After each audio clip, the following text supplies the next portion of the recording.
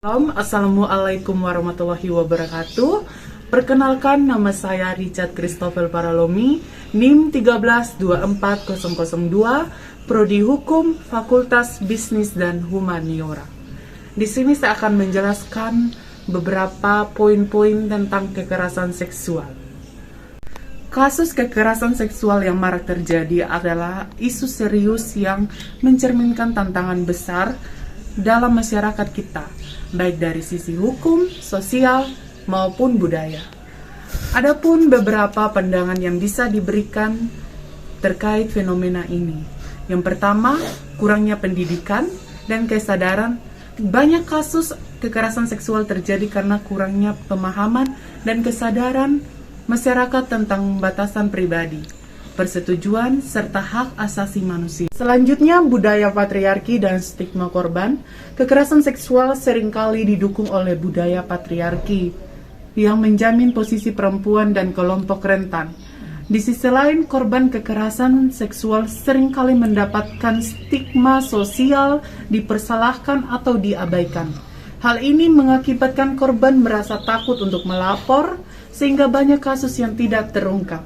Kekerasan seksual memiliki dampak yang sangat dan mendalam terhadap korban, baik secara fisik, psikologis, sosial, maupun ekonomi. Berikut adalah beberapa dampak utama yang sering dialami oleh korban. Yang pertama ada dampak fisik atau cedera fisik. Korban kekerasan seksual sering mengalami luka fisik seperti memar, luka robek, atau cedera serius di area genital. Selanjutnya, dampak psikologis.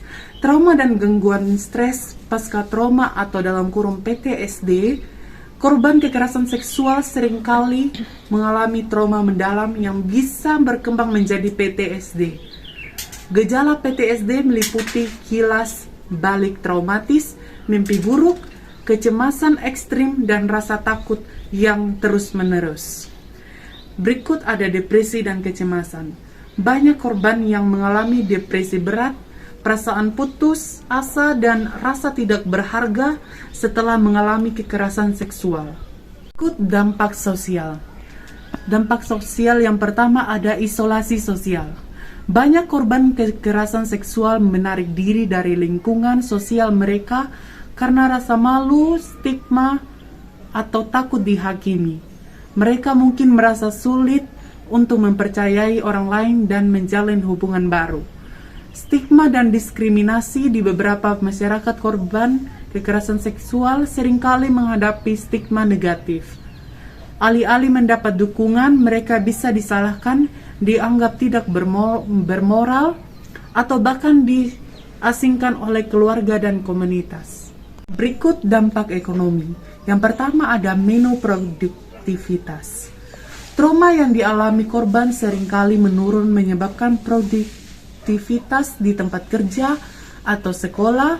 Mereka mungkin sulit berkonsentrasi, sering absen, atau bahkan kehilangan pekerjaan karena ketidakmampuan untuk melanjutkan aktivitas normal. Yang berikut ada pengangguran atau pemenuhan finansial. Beberapa korban mungkin kehilangan pekerjaan atau kesempatan pendidikan karena trauma yang berkelanjutan, yang pada akhirnya berdampak pada kestabilan finansial mereka. Selanjutnya di sini saya akan menjelaskan penanganan atas kasus kekerasan seksual sebagai bagian dari kampanye anti kekerasan seksual. Nah, di sini memerlukan pendekatan yang komparatif dan berkelanjutan. Langkah-langkah yang efektif untuk mencakup aspek hukum, pendidikan, psikologis, dan sosial untuk menciptakan lingkungan yang aman dan menghormati hak-hak individu. Berikut beberapa langkah yang menurut saya sangat penting. Yang pertama, peningkatan penegakan hukum yang tegas dan efektif, atau yang biasa kita sebut perbaikan hukum. Yang pertama, reformasi undang-undang terkait kekerasan seksual harus menjadi prioritas. Hukuman yang lebih berat dan konsisten bagi pelaku, serta perlindungannya yang kuat bagi korban harus diterapkan, misalnya penghapusan peraturan yang merugikan korban, seperti bukti yang memberatkan atau prosedur pelaporan yang berbelit. Pendidikan hukum atau penegak hukum, polisi, jaksa, dan hakim perlu mendapatkan pelatihan khusus tentang cara menangani kasus kekerasan seksual dengan penuh empati dan profesionalisme. Ini akan mencegah bias reviktimisasi dan mempercepat proses pemaparan. Yang berikut ada edukasi seksual dan kesetaraan gender sejak dini.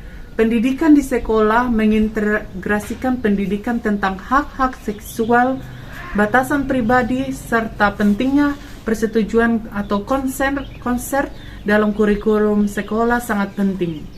Anak-anak perlu diajarkan tentang batasan tubuh, rasa hormat terhadap sesama, serta cara melaporkan jika terjadi pelanggaran. Selanjutnya dengan cara menghentikan budaya pemakluman dan menyalahkan korban. Menghapus stigma pada korban. Masyarakat seringkali menyalahkan korban atau memaklumi tindakan pelaku. Kampanye harus memusatkan perhatian pada menyalahkan budaya, menyalahkan korban atau victim blaming yang membuat korban enggan melapor atau berbicara terhadap pengalaman mereka. Kampanye anti kekerasan seksual memerlukan strategi yang holistik dan melibatkan seluruh elemen masyarakat dari sisi hukum, pendidikan, hingga dukungan terhadap korban. Setiap langkah harus diarahkan untuk menciptakan lingkungan yang aman, menghargai setiap individu, serta memberikan ruang bagi korban untuk pulih dengan layak. Lebih dari sekedar kampanye, langkah-langkah ini harus menjadi bagian dari perubahan budaya yang mendasar dalam masyarakat. Ayo kita bersama-sama menciptakan lingkungan yang sehat dan aman, serta anti terhadap kekerasan seksual. Karena kekerasan seksual bukanlah hal sepele. Sadari, lawan, dan bersuara dan mendukung korban.